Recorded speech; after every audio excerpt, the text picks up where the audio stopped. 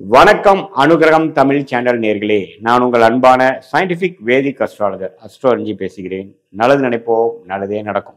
September 2025 கன்னிராசிக்காரர்களுக்கு எத்தகைய ஒரு மாதமாக இருக்க போகுதுன்னு பார்க்கும் பொழுது, ராசி அதிபதிக்கு புதன் எப்படி கிரகங்கள் இருக்கு, புதனுக்கு அந்த கன்னி ராசிக்கு எந்தெந்த கிரகங்கள் எப்படி இருக்குன்னு பார்க்கும் பொழுது, ராசி அதிபதியாகிய புதனே பார்த்தீங்கன்னா 12ஆம் இடத்துல நட்பு வீட்டில் இருக்கிறார்.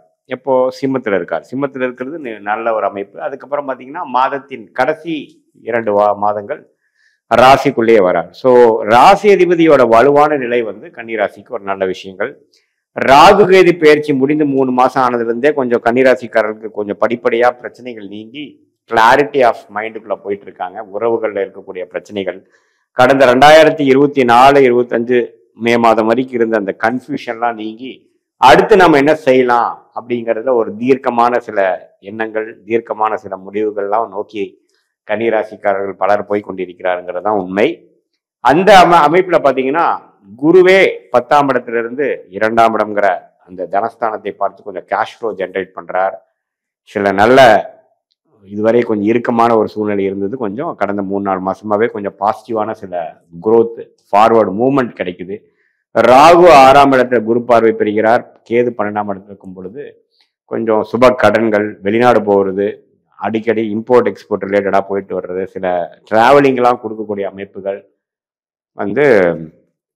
கன்னிராசிக்காரர்களுக்கு கொடுக்குது. சனி 7ஆம் இடத்துலேருந்து ராசியை பார்க்கறதுனால கொஞ்சம் டென்ஷன், கொஞ்சம் வேலை பலு, நண்பர்கள், பங்குதாரர்கள், கிளையண்ட்ஸ், வெண்டாஸ் அதில் கொஞ்சம் நிறைய ஆக்டிவிட்டி எல்லாம் போகக்கூடிய அமைப்புகள் முடிஞ்சது. ஸோ நல்ல growth ஓரியன்டான டைம் தான் கன்னிராசி, அதில் எந்த மாற்றம் இல்லை.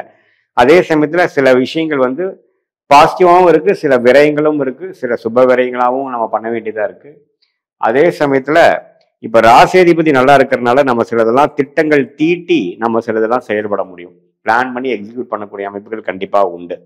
பட் இதுல என்ன பாருங்க, கடைசி 2 வாரம் புதனும் சூரியனும் சனி பார்வை பெறுகிறார். அப்படிங்கிறப்ப பார்த்தீங்கன்னா நீங்க நினைச்ச அளவுக்கு ஸ்பீடா ஏதாவது நடக்காது.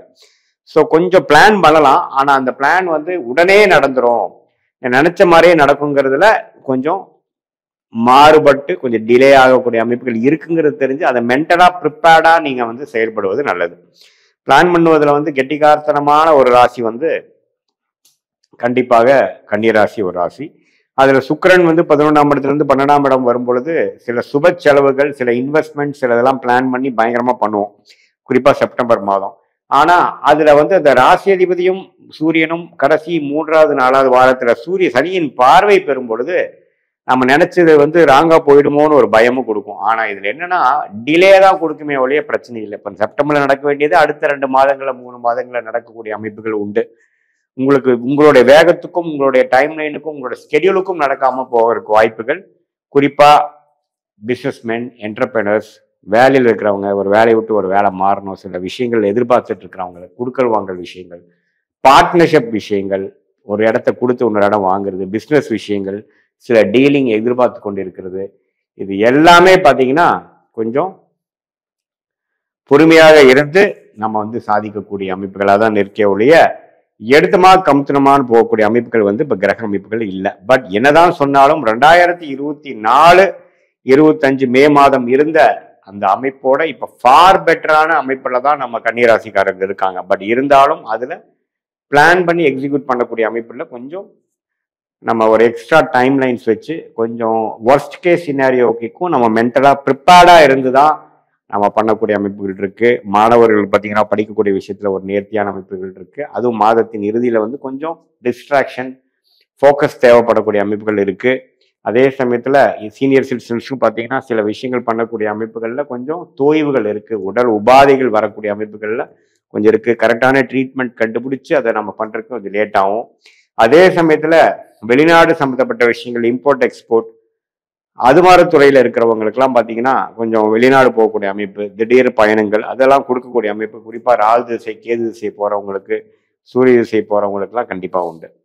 ஸோ இதுதான் ஒரு ஜென்ரலான ஒரு ப்ரிடிக்ஷனை ஒழிய, பட் என்னதான் கூட்டி கழிச்சு பார்த்தாலும் கடந்த 16-18 மாதங்களுக்கு கம்பேர் பண்றப்போ நல்லாவே ஒரு கிளாரிட்டி நோக்கி போய் கொண்டு இருக்கக்கூடிய கன்னிராசிக்காரர்களுக்கு இந்த மாதம் சில விஷயங்கள் பாசிட்டிவா நம்ம பிளான் பண்ணி பண்ணாலும் அதுல சில விஷயங்கள் லேட் ஆகக்கூடிய அமைப்பும் கைமீறி போகக்கூடிய அமைப்புகளும் இருக்குங்கிறத நம்ம உணர்ந்து அதுக்கு தகுந்த மாதிரி நம்ம வந்து பிளான் பி பிளான் சி வச்சு நம்ம செயல்படும் பொழுது வாழ்க்கையில் எடுக்கக்கூடிய முடிவுகள் உண்மையே துல்லியமாக எடுத்து வாழ்க்கையில் வெற்றி பெற முடியும் என்பதை நீங்க தெரிஞ்சுக்கணும். என்னதான் இருந்தாலும் ராசி அதிபதி வந்து ஸ்ட்ராங்கா இருக்கிறார். ஸோ நம்ம எண்ணத்தில் தீர்க்கம் இருக்கும்.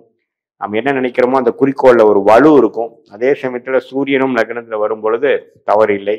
அதே சமயத்துல சுக்கிரன்கிற ராஜயோகாதிபதி 12ஆம் இடத்துக்கு வரும் பொழுது நல்ல ஒரு செலவு செய்யக்கூடிய அமைப்புகள், பணப்போக்காரத்துக்கு வந்து பிரச்சனை இல்லை.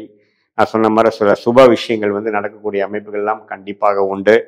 செவ்வாய் ராசிக்குள்ள இருந்து இவ்வளவு நாளா பிரச்சனை பண்ணிட்டு இருந்த கடந்த 2 வாரமாக September first week second week பண்ணிட்டு இருந்த அந்த செவ்வாய் மாறி 2ஆம் இடத்துக்கு வந்து குரு பார்வை பெறுவது மென்டலா நம்ம ஜூன் ஜூலை மாதத்துல வந்து பெரிய பிரச்சனையாக இருந்த சில விஷயங்கள்லாம் நீங்கி கொஞ்சம் நல்ல பாசிட்டிவான சில விஷயங்களுக்கு போகக்கூடிய அமைப்புகள் கொஞ்சம் பிளான் பண்ணி எக்ஸிக்யூட் பண்ணக்கூடிய அமைப்புக்கு போறோம். இதுக்கு முன்னாடி பாத்தீங்கன்னா செவ்வாய் ராசிக்குள்ள இருந்து சனி பார்வை பெற்று நம்ம பிரச்சனைகள், வீட்டுல பிரச்சனைகள், வம்பு வழக்குகள், ஃபேமிலியோட அன்னோனியம் இல்லை, பங்குதாரர்களிடையே ஒரு கருத்து வேறுபாடு, அது மாதிரி சில விஷயங்கள்லாம் கொடுத்துட்டு இருந்த கன்னிராசிக்காரர்களுக்கு இப்போ 3rd and 4th week of September பார்த்தீங்கன்னா சில பாசிட்டிவான விஷயங்கள் நடக்கக்கூடிய அமைப்புகள் இருக்கு.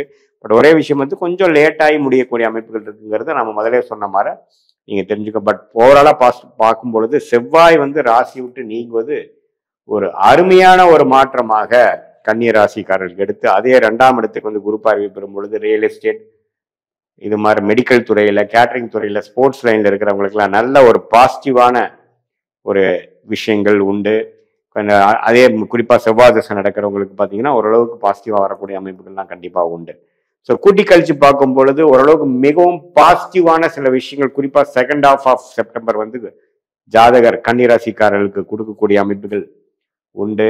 தொழில் மேன்மை, காசுல பணப்புழக்காட்டங்கள் அதிகமாகுது, வெளிநாடு தொடர்புகள் மூலமா ஜெயிப்பது, அதே சமயத்துல இதுவரை இருந்த ஒரு சுணக்கங்கள், கருத்து வேறுபாடுகள், கிளைண்ட்ஸ் ஏதோ ஒரு விஷயங்கள் நமக்கு ஸ்டாப் பண்ணி ஒரு விஷயத்தை பெறுவதற்கு, ஒரு கான்ட்ராக்ட் பெறுவதற்கோ, ஒரு அமைப்பு நம்ம ஒரு டீல் நம்ம முடிக்கிறக்கோ பிரச்சனையா இருந்ததெல்லாம் கொஞ்சம் தடைகள் நீங்கி வரக்கூடிய அமைப்பு. அதே மாதிரி வேலை மாற்றம் நோக்கி கொண்டு இருக்கிறவங்களுக்கு ஒரு பாசிட்டிவான சேஞ்சு, அது மாதிரி விஷயங்கள்லாம் கண்டிப்பா கொடுக்கக்கூடிய ஒரு அற்புதமான ஒரு மாதமாக அந்த ராகு கேதுகள் விலகி கன்னிராசிக்காரர்கள் அடுத்த கட்ட வாழ்க்கையில அடுத்த படிநிலைக்கு போயிட்டு கொண்டு இருக்கக்கூடிய கன்னிராசிக்காரர்களுக்கு இது ஒரு நல்ல ஒரு மாதமாக கட்டாயம் இது இருக்கும். இது வந்து பாத்தீங்கன்னா இந்த ராசி அதிபதியும் நன்றாக இருக்கிறார், ராஜோகாதிபதியும் நன்றாக இருக்கிறார், சூரியனும் நன்றாக இருக்கிறார், செவ்வாயும் நன்றாக இருக்கிறார். இதுல மற்ற மாத கிரகங்களும் ஓரளவுக்கு நல்ல அமைப்புகள் தான் இருக்கு. இதுல என்னன்னா சனி ராசியை பார்க்கக்கூடிய அந்த கண்டக சனி என்று சொல்லப்படுகிற அந்த இது மட்டும் பார்த்தீங்கன்னா வாழ்க்கையில வந்து இப்போ ஒரு ப்ரெஷரும் ஒரு ஸ்ட்ரெஸ் கொடுத்துட்டே இருக்கும். நெக்ஸ்ட் என்ன பண்ணணுங்கிற ஒரு ஸ்ட்ரெஸ்ஃபுல்லாகவே நம்ம ஒர்க் பண்ணக்கூடிய அமைப்புகள் இருக்குமே ஒழிய அதுதான் ஆரோக்கியமான ஒரு டெவலப்மெண்ட்டாகவும் இருந்து அடுத்தடுத்து நீங்கள் மீட் பண்ணக்கூடிய அமைப்பு, அடுத்தடுத்து நீங்கள் செய்யக்கூடிய ப்ராஜெக்ட்ஸ் எல்லாமே வந்து உத்வேகத்தோட செயல்படக்கூடிய அமைப்பாகவும் இருப்பது தான் வெற்றிக்கு ஒரு நல்ல ஒரு அமைப்பாகவும் இருக்கிறதுனால பொறுமையாக இருந்து இந்த மாதத்தை நல்லா உங்களோட விஷயத்துக்கு நல்லா யூஸ் பண்ணி நல்ல அமைப்பை கொடுக்கக்கூடிய நல்ல தெளிவும் நல்ல உறவுகள மேன்மையும் நல்ல பெனிஃபிட்ஸும் கான்டாக்ட் மூலமாக கிடைக்கக்கூடிய ஒரு அற்புதமான மாதமாக இருக்கிறதுங்கிறது நம்ம தெரிஞ்சுக்கணும்.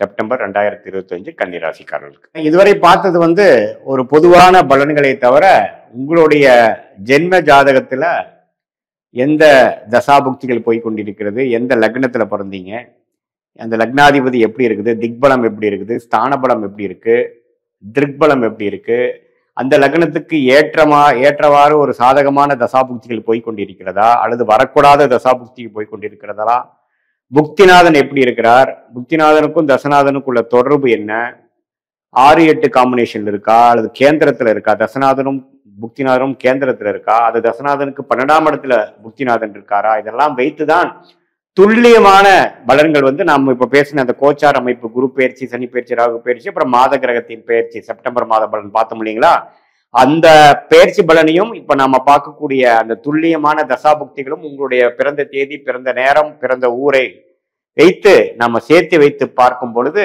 இன்னுமே நெக்ஸ்ட் வரக்கூடிய காலகட்டம், அடுத்த வரக்கூடிய ஷார்ட் டேர்ம் 3 மாதம் 6 மாதம் எப்படி இருக்க போகிறது, அடுத்த வரக்கூடிய 2 வருடம் 4 வருடம் 6 வருடம் எப்படி இருக்க போகிறது, அடுத்த வரக்கூடிய தசாபுக்திகள் எப்படி இருக்கு, இப்போ கேட்கக்கூடிய கேள்விக்கு என்ன பதில் கொடுக்குது, சாதகமான ரிசல்ட்ஸ் எதிர்பார்க்கலாமா அல்லது கொஞ்சம் டிலே இன் அவுட்கம் எதிர்பார்க்கலாமா அல்லது உடனே நல்ல விஷயங்கள் நடக்கக்கூடியதாக இருக்குதுங்கிறது எதிர்பார்க்கலாமாங்கிறது உங்களுடைய ஜென்ம ஜாதகத்தை துல்லியமாக ஆராய்ந்து இப்ப நம்ம பேசின அந்த பெயர்ச்சி பலனையும் கோச்சார பலனையும் சேர்த்து வைத்து பார்க்கும் பொழுது துல்லியமான பலன்களை எடுத்து அது மூலமாக நீங்க வாழ்க்கை முடிவுகளை எடுத்து இந்த சயின்டிபிக் வேதிக் அஸ்ட்ராலஜி முறை மூலமாக நல்ல ஒரு பலனை நீங்கள் அனுபவித்து வெற்றி பெற முடியும் என்று இந்த வீடியோவில் கேட்டுக்கொள்கிறேன். மீண்டும் மற்றொரு காணொளியில் சந்திப்போம். நன்றி, வணக்கம்.